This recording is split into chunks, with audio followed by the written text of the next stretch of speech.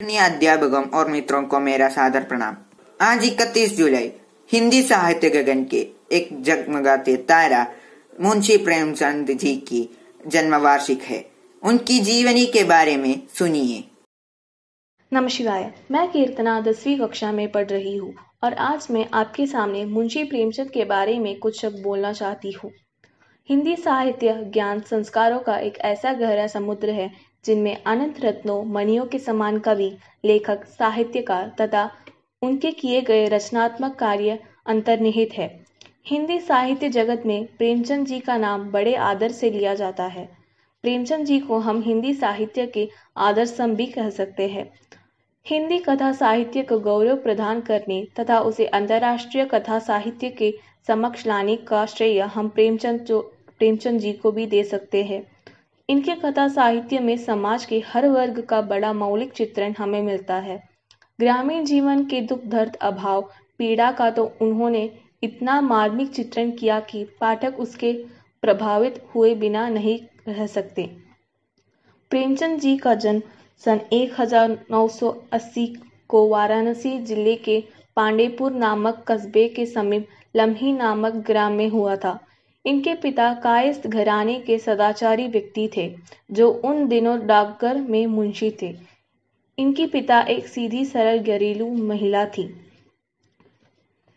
प्रेमचंद जी की प्रारंभिक पढ़ाई गांव की पाठशाला में हुई थी, जहां इन्होंने अपनी शिक्षा उर्दू से शुरू की।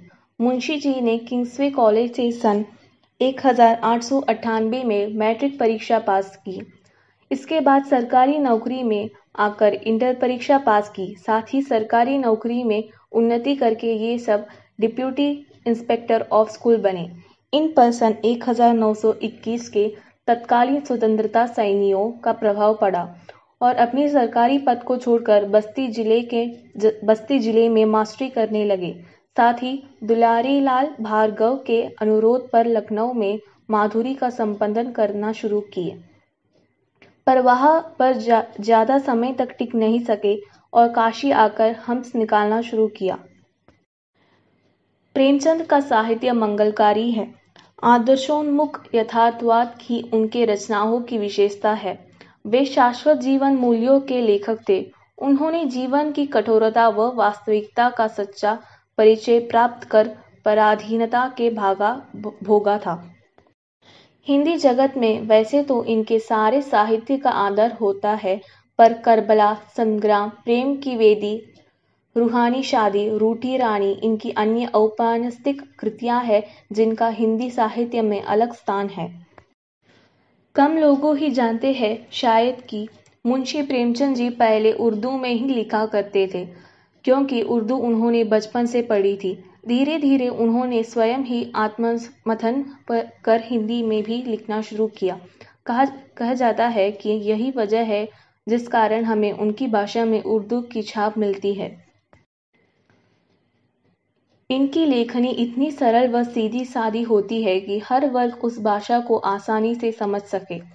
कभी कभी प्रेमचंद जी की अपनी कहानी, उपन्यास, नाटक आदि में हिंदी, उर्दू, फारसी के अलावा अंग्रेजी के शब्द भी प्रयोग में लाते हैं, जैसे कि पोस्ट ऑफिस कवर आदि। प्रेमचंद जी राष्ट्रवादी लेखक थे। उनकी रचनाएं भारतीय से ओतप्रोत है। देश की निर्धनता और शोषित वर्ग के लिए वे सदैव अपनी लेखनी द्वारा संघर्षरत रहे। माना जाता है कि उन्होंने विचारधारा गांधीवादी थी और भावनाएं बड़ी क्रांतिकारी थी। इसलिए हमें उनके साहित्य में गांधीवादी मर्यादा के दर्शन होते हैं। प्रेमचंद जी की भाषा बड़ी सरल तथा मुहावरेदार होती है। हम यह गर्व के साथ कह सकते हैं कि भारत में हिंदी भाषा के प्रचार में उनकी विशेष भूमिका है।